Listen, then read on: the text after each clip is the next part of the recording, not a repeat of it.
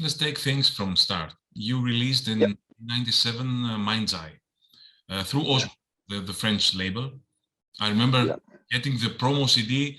It was something like Good Friday or something, and it was the Easter time back then. When the album was released, I clearly remember that. Why did you decide to leave Osmose and go to Century Media? Is it because of the nature of the album that you were going to release, or because if you released Projector through Osmose, it would definitely flop? They wouldn't know how to promote it. No, that's definitely it. We after the Mind's Eye, we felt like, where do we go from here? Like, how far can we take our music? Like, do we? Because it was pretty fast. It's a very intense album, and we just felt like we couldn't really figure out where to go next. And I think we were kind of tired of our own style a little bit. And also there was a lot of talk about, the Gothenburg sound and all that stuff. And it just like, doesn't feel good. So when we started writing Projector, we had a very different mindset. Then once the album was done, we realized that, it is not really for Osmose. We were the outliers on Osmose Records already, with the Gallery and the Mind's Eye, because all they had was total black metal and us. So we were already kind of thinking about leaving at one point. But when the album was finished, we were like, no, there's no way we can do that. So we contacted a manager that we knew, who started kind of negotiating other deals and asking around. We sent the album around, and it was kind of like a dick move, because I'm not proud of this, because we were just curious to see if there's anyone else interested. And we got great offers from Nuclear Blast and Century Media and tons of other labels. And then we said yes without notifying Osmose, which is, I'm ashamed of, but that's what happened. But then we worked it out with Osmose anyway, and they were like, yeah. And when they heard the album, it's like, yeah, it makes perfect sense. Like we wouldn't want to release this, and it was all good, So that was the beginning of our relationship with Century Media Records, which has been fantastic ever since. Yeah, so 23 years and counting. Yeah, yeah.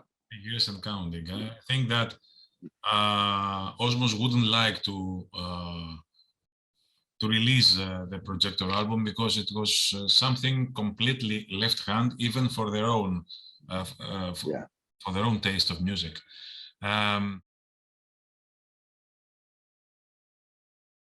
So perhaps one of the most important things that happened during that period is the thing that you changed several members of the band. There was some kind of massive changes in the band. First of all, we had late Fredrik Johansson, your guitar player, who unfortunately died recently. And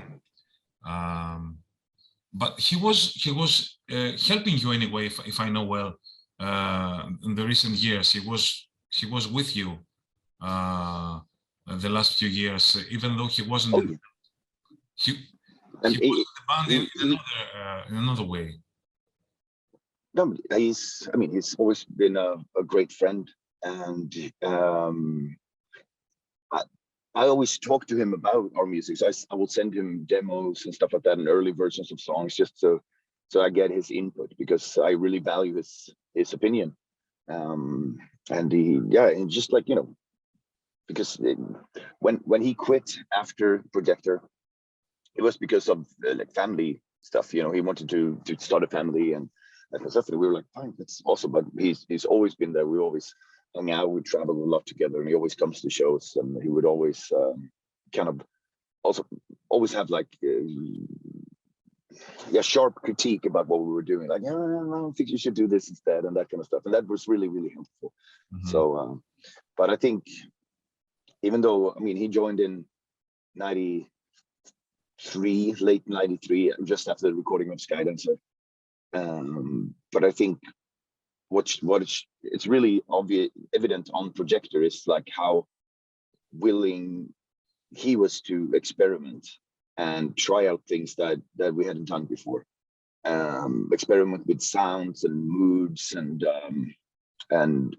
it's, even though Projector is not very proggy, it still has like a lot of influences from prog rock that me and Fredrik shared a big passion for.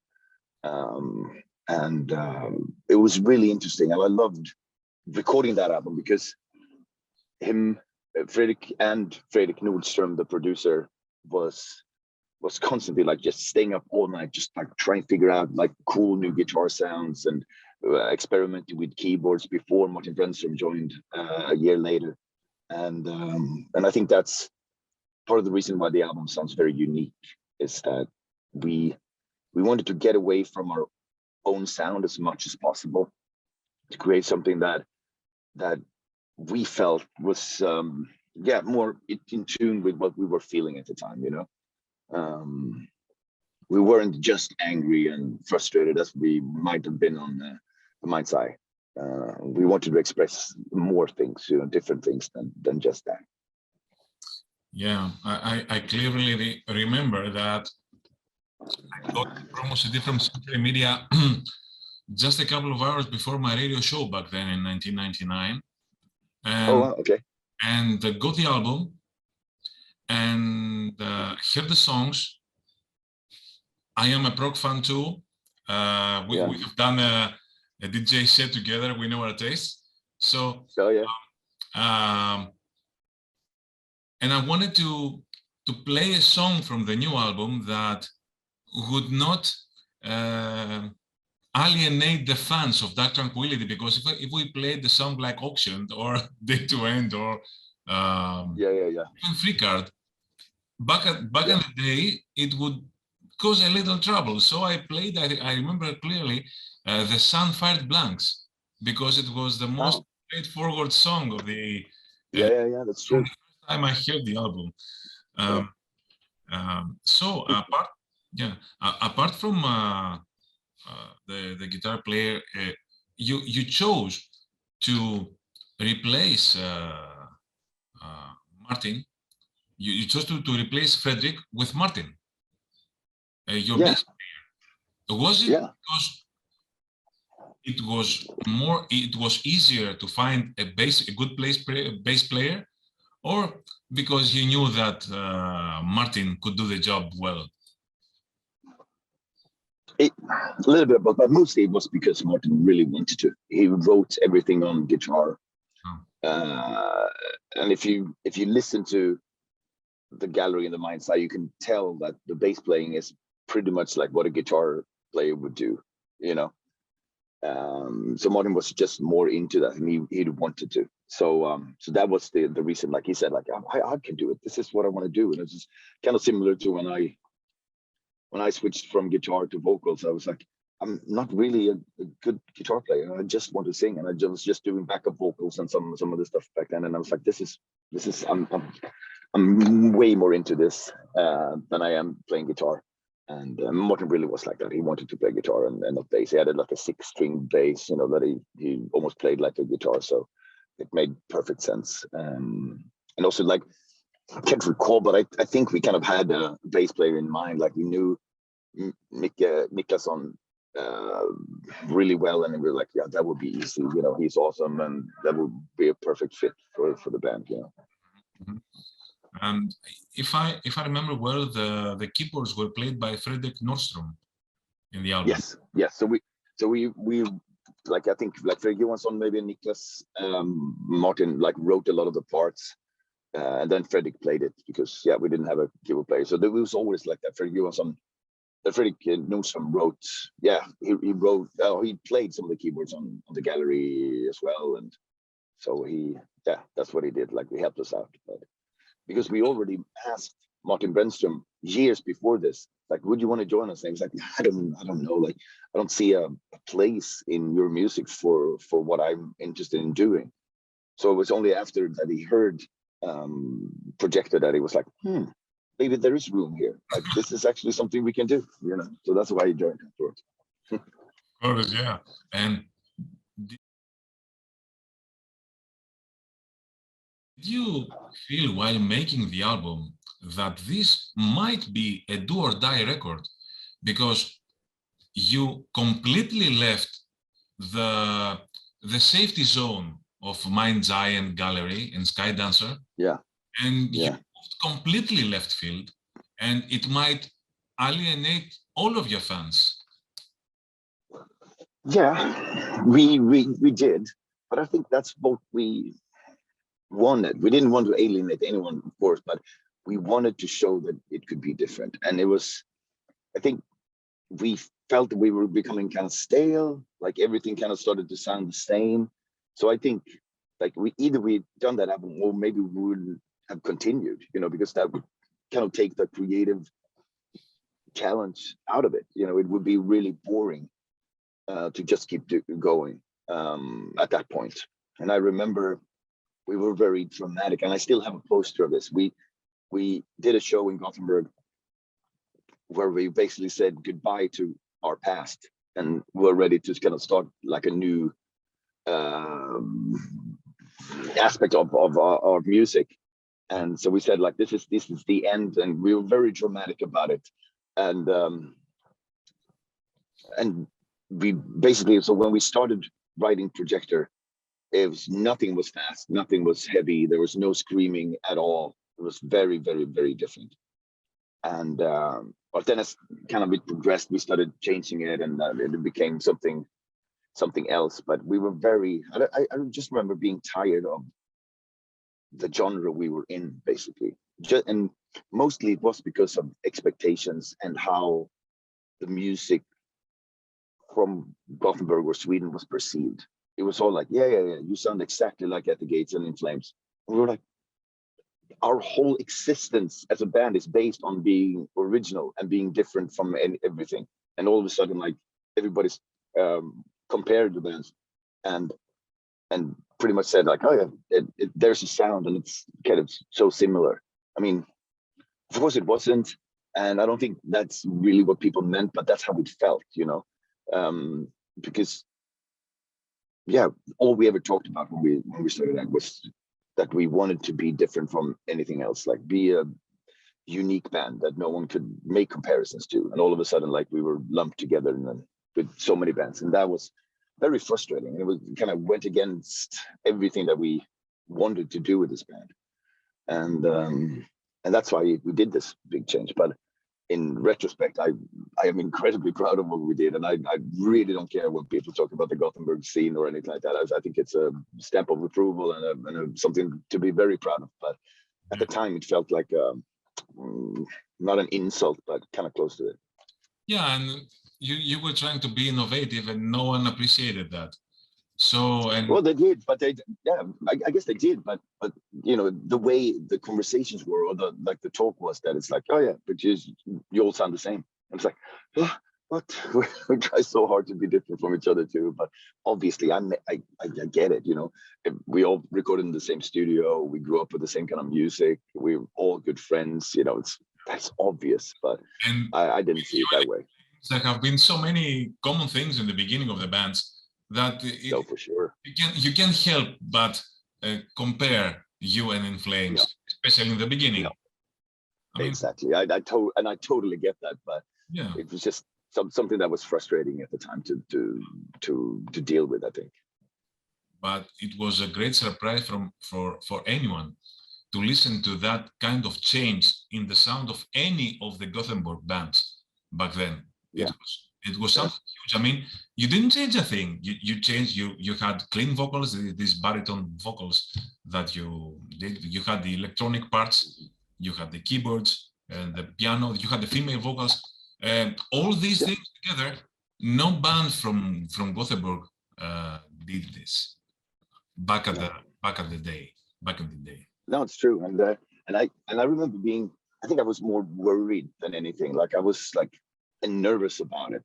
I remember when the album was done, I was like, I love it. I'm really proud of it. I think this sounds awesome. Just it turned out exactly what we wanted, kind of. But I had to play it to a lot of friends. Like, how do you feel about this? Like some of my metal friends, whose musical taste I respect.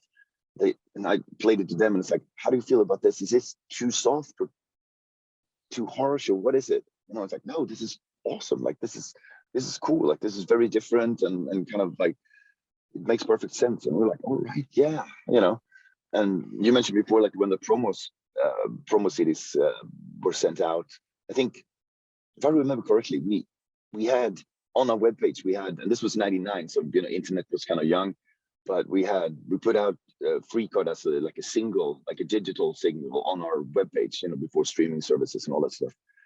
So that was the first song that people heard from the album. I don't think we made a video, but first we did just put the song up, and everybody loved it. At the time, it's like, oh, this is different, and it's like, wow, cool, love the chorus and all that stuff. But then once the album came out, it was like this worry that, is it too commercial? Is this the direction that the band is heading? And all we felt was that, okay, we might go in this direction, but it's not like we're going to leave, the kind of the genre that we helped start. It was just like, we need to get this out of our system. So it was hard to communicate that. I remember, and as we were doing press and and launching the album, and then when we started touring as well, like, no, we still play all of our own songs, But I think part of us wanted this change, or we needed it, and actually when Martin Brännström joined and we started touring before Haven in 2000, we reworked some of the songs, some of the old songs, and turned them into something that sounded more like Projector. This was a horrible mistake, in my opinion. It didn't turn out better at all. But we did that for like a tour or two, just actually one tour and a few bonus shows, and we were like, yeah, this feels great. It was fun to add keyboards to some of the older songs and change some of the vocals into clean parts and stuff like that. But honestly, when I think about it now, I have no idea what we were thinking. I don't know. We should never have done that. But that was the mindset in the band at the time, like that we wanted to get away from what we were doing a little bit. Yeah. Because it was becoming, predictable, maybe.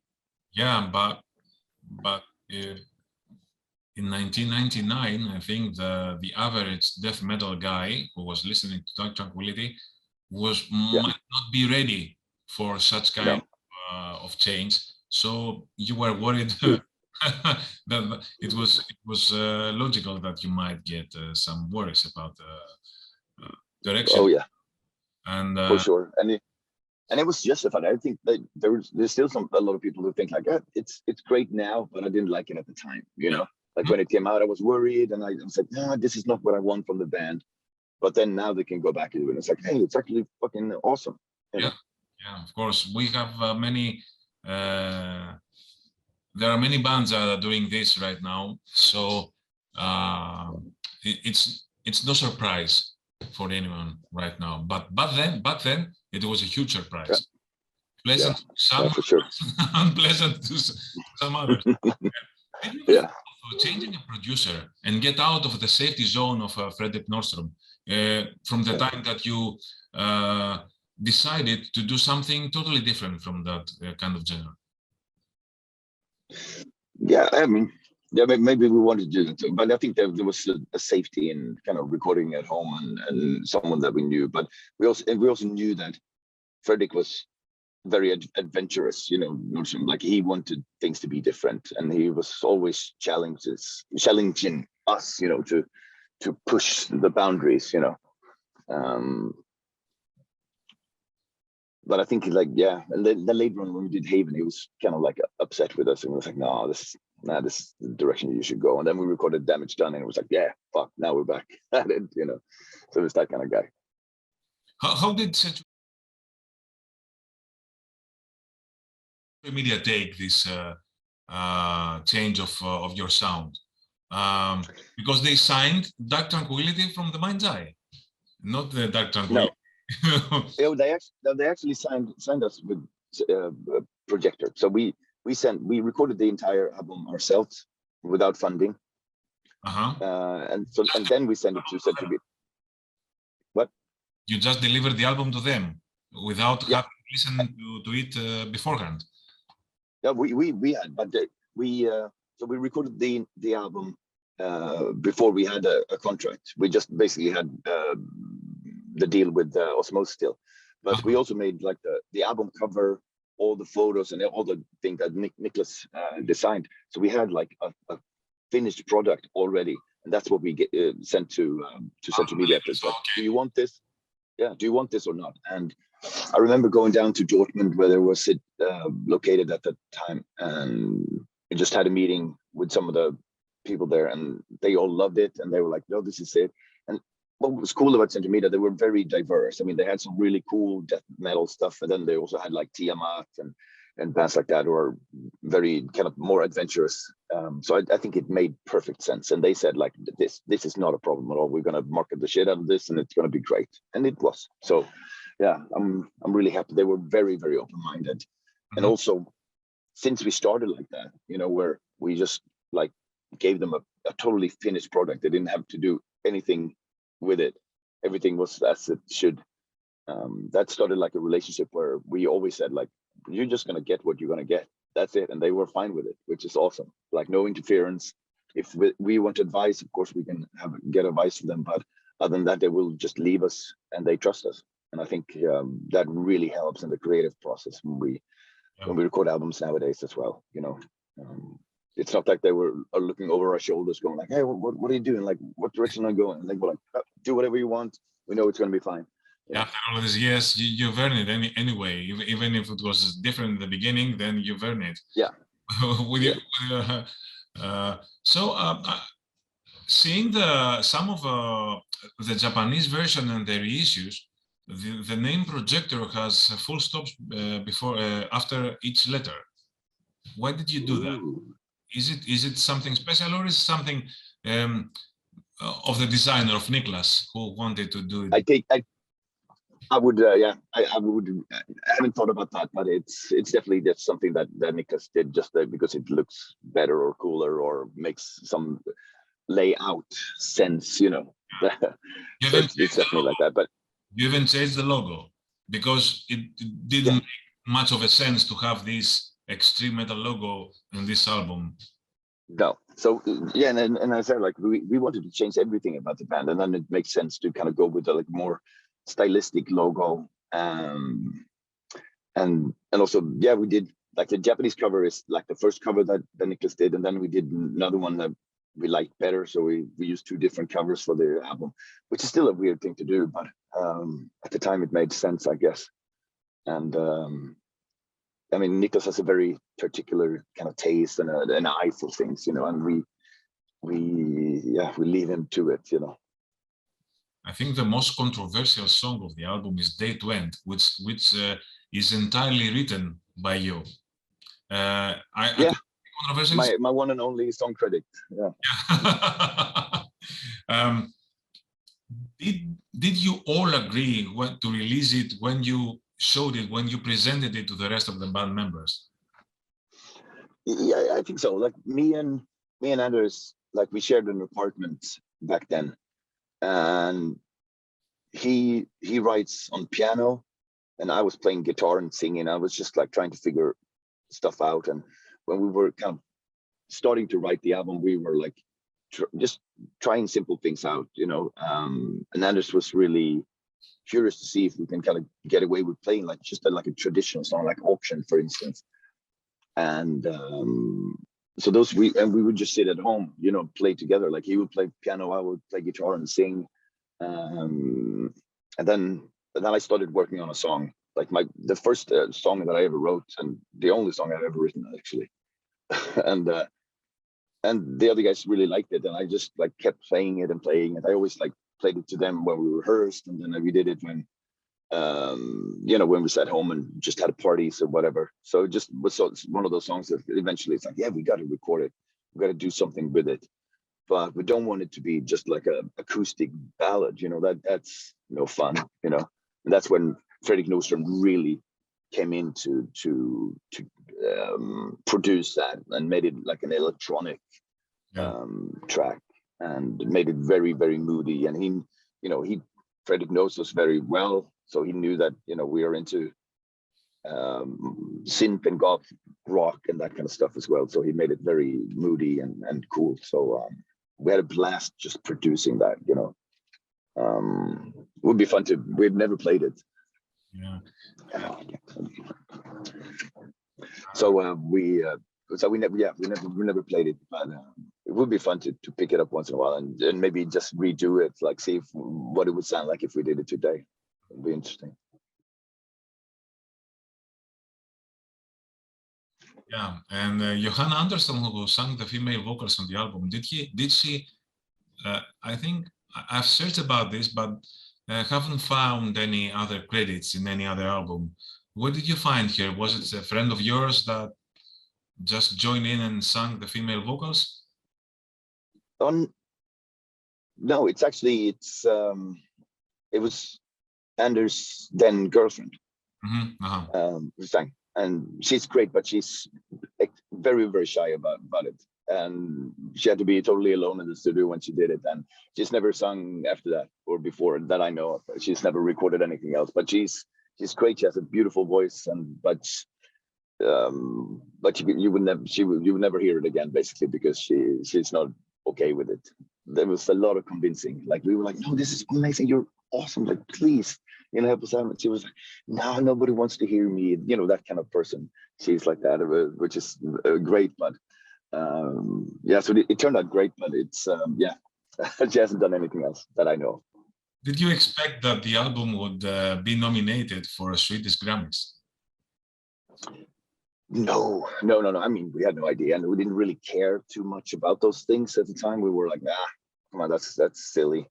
But it was really cool that it was. And I remember Fredrik had quit by then, Johansson, but he came with us to the ceremony, and the Grammys were different back then, much like, you know, like the Oscars is now. Like, nobody cares about it now, but it used to be a very, very big deal, you know. This was a big television event in Sweden. We got to go to Stockholm to this beautiful big arena. Then all the celebrities, all the famous people in Sweden were there, and there was a big gala dinner and stuff. It was actually a lot of fun. Like, we met some of our favorite, you know, artists and childhood heroes and stuff like that. So it was kind of like the first time for the band to really kind of like be invited into the fancy halls, you know, of culture in Sweden. So I really, really liked that. I remember it well. And then a pretty weird band from Gothenburg won instead, and we were like, damn, they're pretty crappy. We should have won this, you know. many years later, we won finally last year. And then it wasn't a big deal. Plus, there was a pandemic, so it was just a very, very small little ceremony in a tiny little theater. But it was still cool. But you won a Grammy. Yes, exactly. You also shot your first video clip. Was it your first video therein? No. We made videos for Hedon and Zodiacal Light. Yeah, and Zodiacal Light.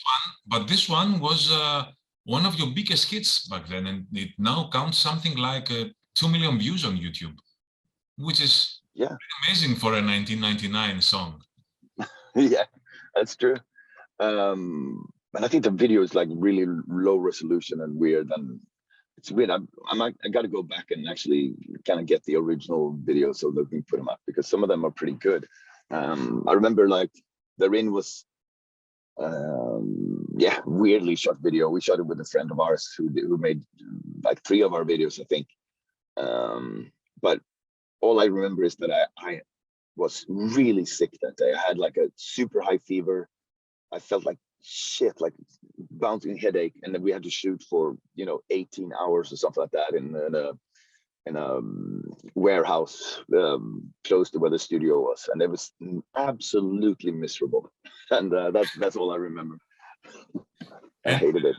Shooting videos is not that much fun anyway, but that was one of the worst for me. And but it looks kind of cool. Yeah, very dark though.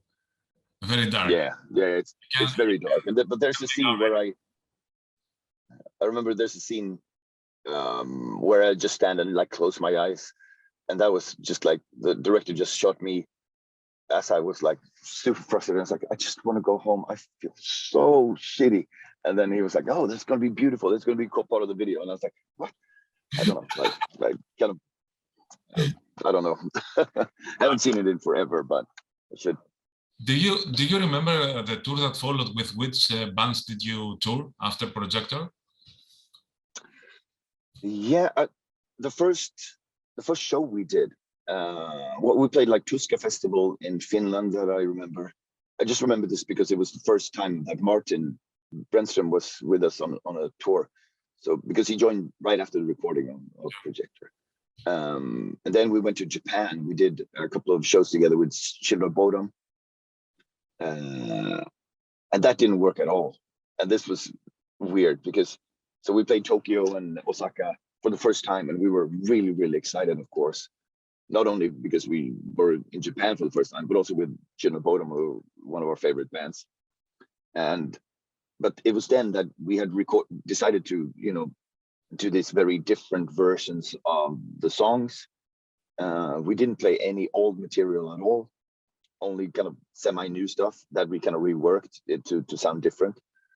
And we have this amazing promoter in Japan, Tetsu Miyamoto, who's amazing. And it is also one of the most honest and frank people that I've ever met, and not one of the funniest people on the planet.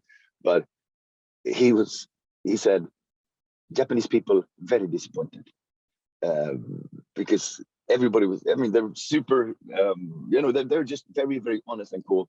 So he said, like, now people wanted, and like the gallery was voted like the best album of '95 in Burn magazine, which is the big, huge magazine. And I think it's the highest reviewed album in death metal ever, or something like that. Just insane. They loved it. And we didn't play a single song from it. So Japanese people, very disappointed. Please play old songs when you come back. So I remember this clearly. And it took years actually till we were invited back. Like we didn't come back for Haven. We came back for, I don't know, we had Damage Done probably.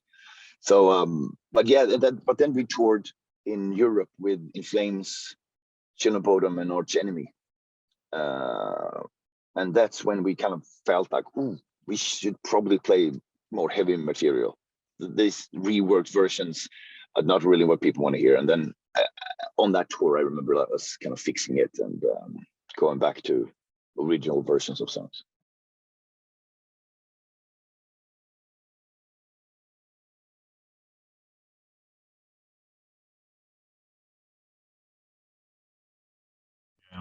Yeah. Mentioning In Flames, can help but ask you about Halo Effect. I'm sure we'll talk about this album when the time comes in August. But it's been just a few days than the third video of the band was released. Everyone, at least here in Greece, says 3 out of 3. It's it's 100% success for the first 3. The album has 10 songs and they're as good. I promise you. No, it's great. I mean, the reception has been amazing, and people seem to love it, and so do we, because I mean, it's definitely was like a labor of love. It was just like old friends hanging out together and making music again. That was the whole idea. And I think you can hear it on the album. It's just like, let's have fun. Let's put something together that feels good. That it's, we're not reinventing any wheels or anything like that. This is just like what we do. And it was, for me, a great way to spend time during the pandemic, just being in the studio with old friends and just like writing music. And I think that the rest of the guys who used to be in Flames, it's like, this is how we want to play music. It's like a relief for them. This is the kind of feeling that I get from the music that I hear. Yeah, I guess I can hear that too, but I don't.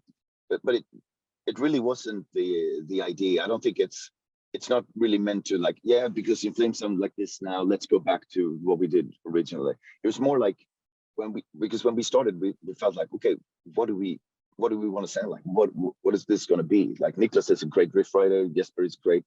So, and we just like, just play to our strength. Let's just play melodic death metal. That's it. You know, like we don't have to worry about what people think or anything like that. It's just like, we play what feels right, what we are best at, you know, and Niklas and Jesper write melodies and riffs. I scream. Peter and Daniel play a rhythm section from hell, which is awesome. And it's like, yeah, that's it. So I don't think it's a slight against anything else. It's just like, yeah, this is what we kind of grew up with, you know. when old friends meet, it's just the vibe of the whole thing. It just, there are some things that come out naturally, I think. Yeah, and that was the idea. Like, we didn't want to force it or you know, try to do something that we were not comfortable with. It was just like, just see what happens, you know. And that's how it started. And then we spent a lot of time in the studio. We wrote many songs, and we were like, yeah, I think we're onto something here. And then it started to feel good, and then it's just, so it's very natural. Like one of the easiest things to write for me. What should we expect from the Dark Tranquillity shows in Greece, in Athens and Thessaloniki? Oh, it's I mean, I think right now, because, you know, we have some new guys in the band, and I think we've never sounded better. Like, it's incredible, like, what these musicians can do. We decided to kind of rehearse way more songs than we needed. So we have 26 songs, I think, that we alternate between. So it's going to be a very a set that is different every day. So we and right now Chris Amott he had a baby 2 days ago. So we have one of his guitar students, Joey Concepcion. He is playing guitar, and he's incredible, just like mind-blowingly awesome. And Joachim Strandberg Nilsson, who plays drums, he's a just fucking beast as well. So we can play any song from our discography easy. It's insane. So I couldn't be happier. And I think the show has never been tighter and never been kind of more focused. And I'm really happy with where we are today. And it was great, just like starting off this tour in America, and you could tell like how people love that because a lot of people traveled, you know, and see maybe 3 shows or something like that. And then we decided to play different songs, all those three shows. And it's the reception has been out of this world, not only because people are back at concerts again, but a little bit of that too. No, but it's been fantastic. It's I think we're onto something really good. And I think, yeah, the idea is probably to do, if people come to Thessaloniki and Athens, we're going to be a very different sets. So I think that is a cool. That's what I love about seeing bands. You know, I want every night to be unique, not, you know, the same as everybody else sees. You want it like, I saw that song, you know, I saw those songs, you know, that kind of thing. I love that. Yeah. Will Chris be with us in Greece? With you in Greece? It depends. I mean, he says that he will come back when he feels ready, but I think he should stay home and be with his daughter. It's his first child, you know, and then it's the best thing in the world ever. So I think he should savor it. But he says, like, yeah, Joey's going to be here anyway. So yeah, so we'll see. Any plans about forthcoming album for Dark Tranquillity? Do you have something in mind? Any new songs ready? No, not any songs, but I think a lot of material is. I know that Johan has written a lot of material. Martin is working on some, so we definitely have stuff, you know. But we haven't kind of been serious about it just yet, because obviously it's been very stressful times, and then just planning tours that were canceled, and planning a tour canceled, planning cancellation, and then actually finally doing proper tours now has been kind of something that we've been worked with for such a long time that it's like took all of our energy. But I'm looking forward to, like, this time next year. I think it's going to be some downtime, and then we can start thinking about it and start writing and kind of getting together.